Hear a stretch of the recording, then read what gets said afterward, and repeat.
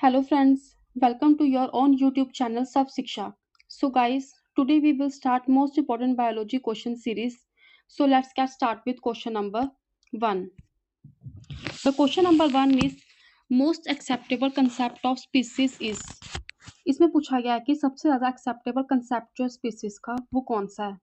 Options दिए गए हैं इसमें. A static concept, B biological concept, C typological concept, D genetic concept.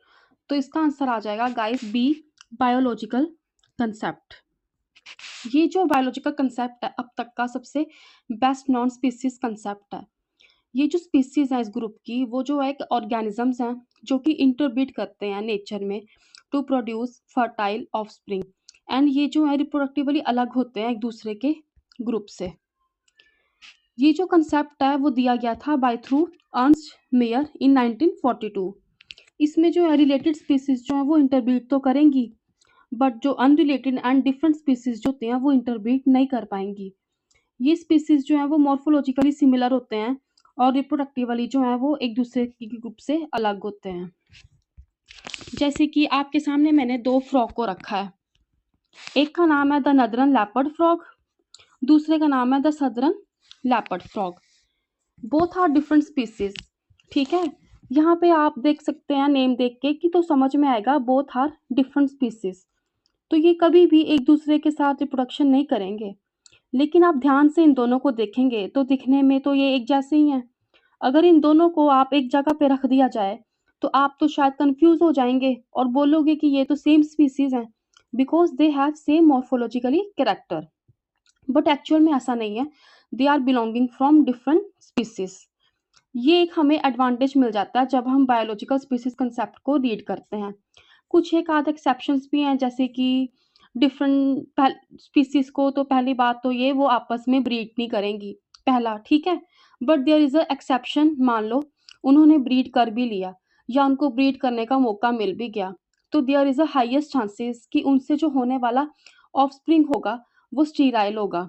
Means वो फर्टाइल नहीं होगा, वो जो अपनी प्रोजनी प्रोड्यूस नहीं कर पाएंगे. तो गाइस ये तो था बायोलॉजिकली स्पीसीज कंसेप्ट. उसके बाद आ जाएगा guys static concept. Static concept जो है इसमें स्पीसीज जो होती हैं वो कांस्टेंट होती हैं, स्टेबल होती हैं and have same remain the since creation with no new species emerging from existing ones. ये जो स्टैटिक कंसेप्ट है वो किसकी वजह से प्रपोज हुआ था? बाय कार्ल्स लिनियस, जो कि फादर है टैक्सोनॉमी के. उन्होंने जो एक्सटर्नल मॉर्फोलॉजी बताई थी इस ग्रुप के स्पीसीज की, जैसे कि शेप हो गया, साइज हो गया, कलर हो गया. अब उसके बाद आता है the typologically concept. This concept is proposed by Aristotle and Plato. इसमें बोला गया है a certain pattern of feature is found in each species of organisms and all members of species of show maximum equality in this format. इसमें बोला गया है कि जो इस ग्रुप के जो स्पीसीज हैं उनमें कुछ खास किस्म के पैटर्न होते हैं जो कि मैक्सिमम इक्वालिटी बताते हैं. जैसे मान लो for example certain pattern in dogs. उसके बाद आ जाएगा the genetic concept. Genetics is the study of heredity, the process of a parent passing certain genes to their children. A person's appearance, height, hair color, skin color and eye color is influenced by the genes. ये जो genetic concept है इसमें जो है parents पास करते हैं अपने jeans अपने बच्चों में, जिस तरह से हाइट होगी, हेयर कलर हो गया, स्किन कलर हो गया, आई कलर हो गया, जो कि इन्फ्लुएंस्ड होते हैं by the genes. So my next question is olericulture is the cultivation of. Options दिए गए हैं इसमें. A vegetables, B fruits, C crop plants, D mushrooms. तो इसका आंसर आ जाएगा गाइस ए वेजिटेबल्स. ओलैरिकल्चर जो है वो कल्टीवेशन है वेजिटेबल्स की. तो गाइस अगर आपसे पूछा जाए कि फ्रूट्स के कल्टीवेशन को क्या बोलते हैं तो उसका आंसर आ जाएगा पोमोलॉजी. क्या आ जाएगा? Pomology. Now my next question is little leaf disease is caused by. Options दिए गए हैं इसमें. A zinc deficiency, B copper deficiency, C molybdenum deficiency, D manganese deficiency. तो इसका आंसर आ जाएगा guys zinc deficiency, option A. कि जो लिटिल लीफ डिसीज है वो किसकी वजह से कॉज होता है, बाय द जिंक डेफिशिएंसी। ये जो जिंक डेफिशिएंसी जो है वो किसकी वजह से कॉज होता है, बाय फाइटोप्लाज्मा इन्फेक्शन। ये जो होता है वो किसकी वजह से ट्रांसमिट किया जाता है, by the insects like leafhoppers in case of fruit trees and other plant. जैसे फाइटोप्लाज्मा इन्फेक्शन है वो किसको अफेक्ट करता है सबसे ज्यादा, वो करता है effect brinjal like egg plant.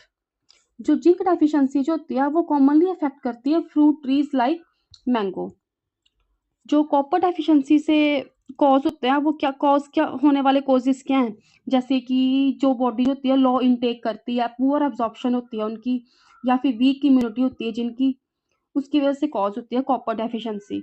और इससे होने वाले सिम्टम्स क्या हैं, जैसे फटीग हो गया, feeling cold, joint pain, weight loss, muscle pain, irregular heart beat. उसके बाद आ जाएगा मोलिब्डेनम डेफिशिएंसी। ये जो मोलिब्डेनम डेफिशिएंसी जो है वो एक्सट्रीमली रेयर है हमारी बॉडी में। किसकी वजह से कॉज होती है, जैसे genetic disorders like brain damage and early death. उसके बाद आ जाएगा मैग्नीज डेफिशिएंसी। ये किसकी वजह से कॉज होती है, in plants, in human by insufficient intake, poor soil, malabsorption like diabetes and excessive intake of iron, calcium, zinc and high manganese absorption।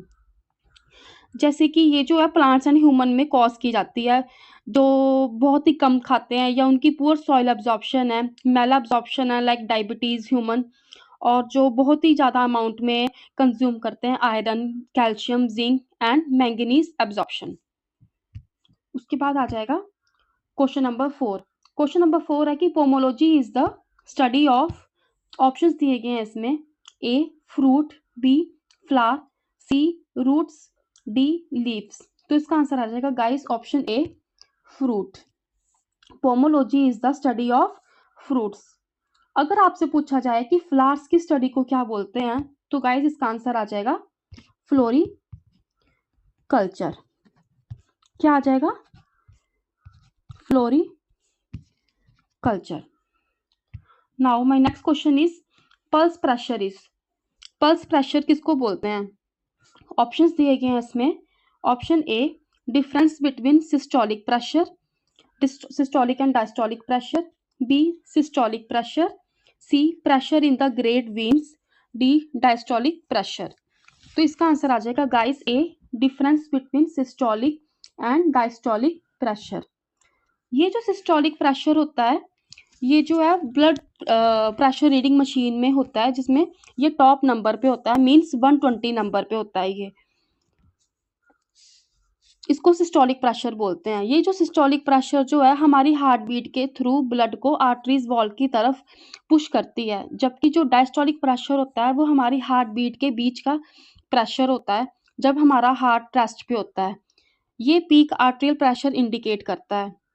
जो टॉप नंबर पे होगा वो होगा 120 और जो बॉटम नंबर पे होगा वो होगा 80। और हमें जो मेन बॉडी का जो नॉर्मल प्रेशर पता करना हो तो उसको हम कैसे निकालेंगे, उसको हम निकालेंगे 120 minus 180 is equal to 40 mmHg। ये जो है हमारी बॉडी का नॉर्मल ब्लड प्रेशर रेंज है। उसके बाद आ जाएगा wide pulse pressure high. Wide pulse pressure high किसको बोलते हैं, जो कि सिग्नल स्टिफ इंडिकेट करता है signal stiff arteries common with aging और conditions like diabetes and is a risk factor of cardiovascular events. उसके बाद आ जाएगा नैरो पल्स प्रेशर लो। ये किसका होता है, ये क्या सुजेस्ट करता है, ये सुजेस्ट करता है जिसकी पुअर हार्ट बीट होती है, पुअर फंक्शन करता है हार्ट बीट का, और उनकी आर्टरीज जो होती हैं वो स्टिफ होती हैं through less common. Now my next question is what is hydroponics. Hydroponics किसको बोलते हैं, ऑप्शंस दिए गए हैं इसमें, option A water, B solution containing nutrient, C greenhouse, D liquid. तो इसका आंसर आ जाएगा guys B solution containing nutrient. इसका मतलब है कि जो प्लांट जो है वो ग्रो होते हैं ना, वो किस में होते हैं, वो होते हैं सॉइल में। हाइड्रोपोनिक्स जो है वो एक ऐसी टेक्निक है जिसमें प्लांट तो ग्रो किया जाता है, यानी सॉइल में ग्रो नहीं किया जाता। जैसे सैंड, वाटर, लिक्विड प्लांट को ग्रो किया जाता है, तो उसी टेक्निक को क्या बोला जाता है, hydroponics. Means the process of growing plant in sand, gravel और liquid with added nutrients but without soil. तो गाइज ये तो था हाइड्रोपोनिक्स। उसके बाद आ जाएगा next question. Next question is Japanese fever affect which organ of the body. जो जापानीज फीवर है वो बॉडी के कौन से ऑर्गन को सबसे ज्यादा अफेक्ट करता है। ऑप्शंस दिए गए हैं इसमें, A brain, B liver, C stomach, D eyes. तो इसका आंसर आ जाएगा गाइस ऑप्शन ए ब्रेन। जो जापानीज फीवर है वो सबसे ज्यादा अफेक्ट करता है हमारे ह्यूमन बॉडी के ब्रेन ऑर्गन को। इसको जापानीज एंसीफेलिटिस भी बोलते हैं। क्या बोलते हैं? जापानीज एंसीफेलिटिस। ये जो एक इन्फ्लामेशन है जो कि कोज करते हैं, लीड करते हैं हमारे न्यूरोलॉजिकल इश्यूज जैसे कोमा हो गया, पैरालिसिस हो गया and long term cognitive impairment के साथ। सबसे पहले तो ये फ्लू से स्टार्ट होता है। ये कॉज करता है जैसे कि नोजिया, वॉमिटिंग एंड डायरिया। ये जो है होने वाले कॉजेज हैं जो कि जापानीज फीवर अफेक्ट करता है। उसके बाद आ जाएगा next question. Acetabulum is a part of. Acetabulum जो है हमारी बॉडी के किसका पार्ट है? ऑप्शंस दिए गए हैं इसमें। Option A pelvic girdle, B pectoral girdle, C forearm, D upper arm. तो इसका आंसर आ जाएगा ऑप्शन ए पेल्विक गर्डल।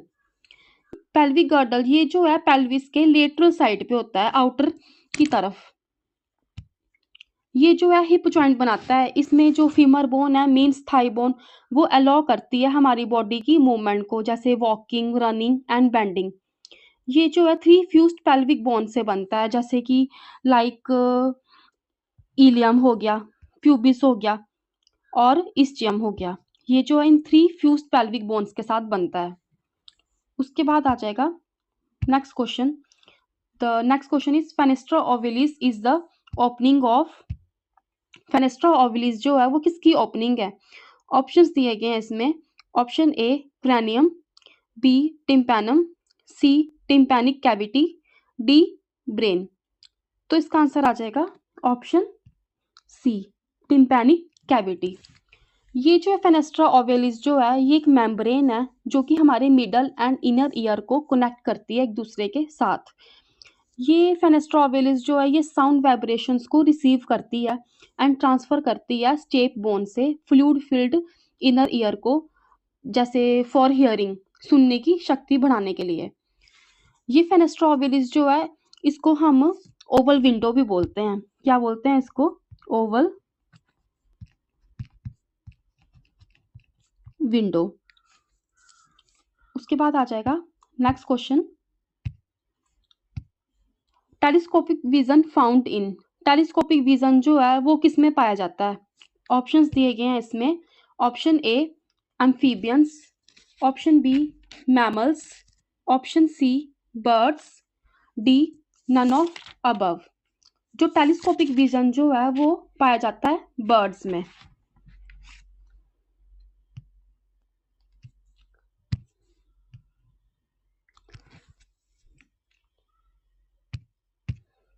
और एम्फीबियंस में कौन सा टेलीस्कोपिक विजन पाया जाता है? कौन सा विजन होता है उसमें?